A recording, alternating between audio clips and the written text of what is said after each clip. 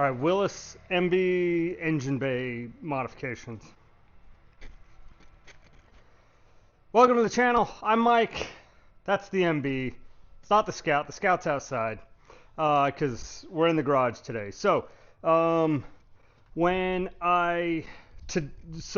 first off, today we're going to work on the engine bay of the MB. So this is probably part 2, I believe. So part 1, we pulled the engine, the transmission, in case you guys missed that. If you want to go back and watch it, cool, go for it. It'd be great. It would catch you up to where we're at today. But we got a T90 and a newer Dana 18. It's got the larger shaft in it, which is a little bit stronger, more desirable. It's got the better drum brake parking brake on it versus this one over here has like a band style, and then it's got a smaller shaft on it. So and you want the bigger shaft, right? So that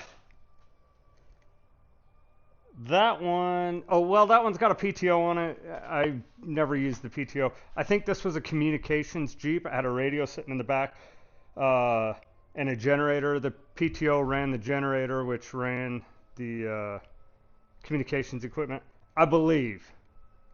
Maybe. Anyways, today we are going to, I don't like the engine mounts, so we're going to fix those. And then this battery box, definitely not stock, and I'm going to cut that out. Fix the engine mounts.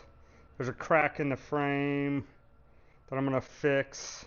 I'm probably going to plate the frame on the front here, so eventually I can put a winch in. But I'm going to cut this out. There's some old weld from whoever had this before me. I don't know. Maybe that's a stock old weld. I don't know. But we're going to cut some of this stuff out and clean up the engine bay a little bit, and then kind of fit it back. So that's what we're doing today. Let's do it. All right, we're going to start with this one on the driver's side first. It's likely the easiest one to get to. It'll be, oh, you know what? Let's set you guys in here. We're going to start in the engine bay. We're going to start with this one first. I'm starting out by cutting the tops of the rivets off and then grinding them smooth with the mount so that there's no lip or anything like that. And then I'm taking the punch and punching those rivets off. The frame's open, so as soon as I pop those rivets down into the frame, I can just grab them and pull them back out. So far, everything has been going kind of as planned. Not any big issues. Cut the rivets off just like I had planned, smooth them down, and they're popping out super easy. But we all know that things don't go as planned. So I got all the rivets popped out, and the motor mount is not even loose. A little bit, like it's not even budging. I'm trying to hit it with the punch. I tried hitting it with the hammer, and it's not budging. Well, come to find out, it's got a couple of welds on the inside of the motor mount that weld it to the frame. So in addition to the rivets, it's got the welds. So I'm ended up cutting it off right here, cut it right down the welds, and then taking it off in pieces instead of one big chunk.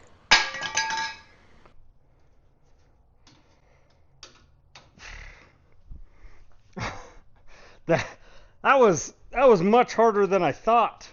I mean, I tore a glove. I had to get out the hammer and chisel a little bit.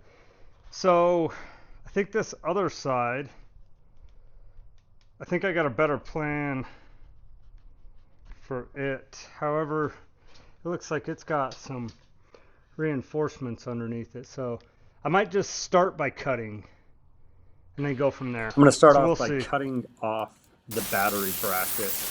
And then I'm going to do the same thing, grind the rivets off, but I'm also going to cut just straight down the motor mount and just get right to it. Instead of trying to pop the rivets out and doing all that kind of stuff, I'm just grinding them off, cutting the motor mount, and then popping everything off at once.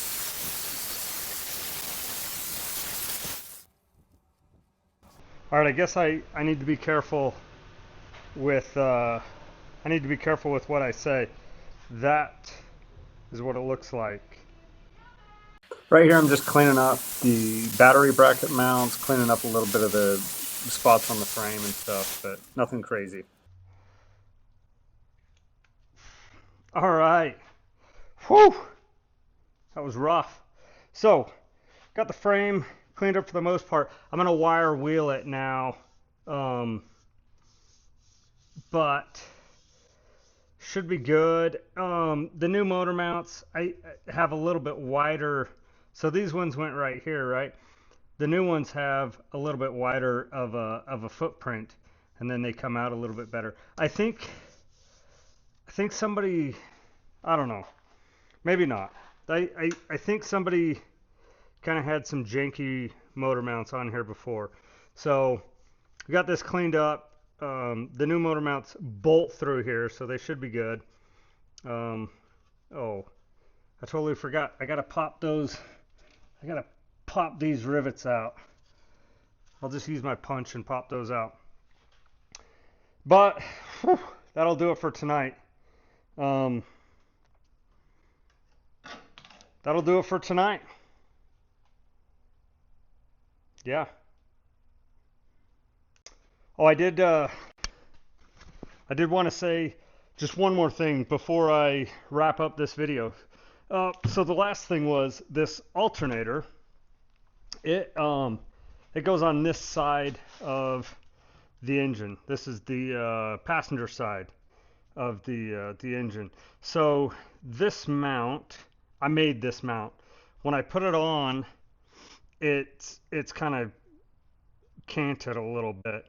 So, and it's kind of too far this way, so it's hard to get the belt on, even with this adjustment arm. The adjustment arm is maxed out. So what I want to do is take this mount, move it that way a little bit, and then turn it so it's square with the belt and stuff, and then I can use more of this adjustment arm. And then also when I put the battery box back in, I'm going to use a stock battery box instead of that one. So it should, I mean, those couple of things should make this whole area just a little bit better. So yeah, so that'll be this video. So I think this is part 2 of the video.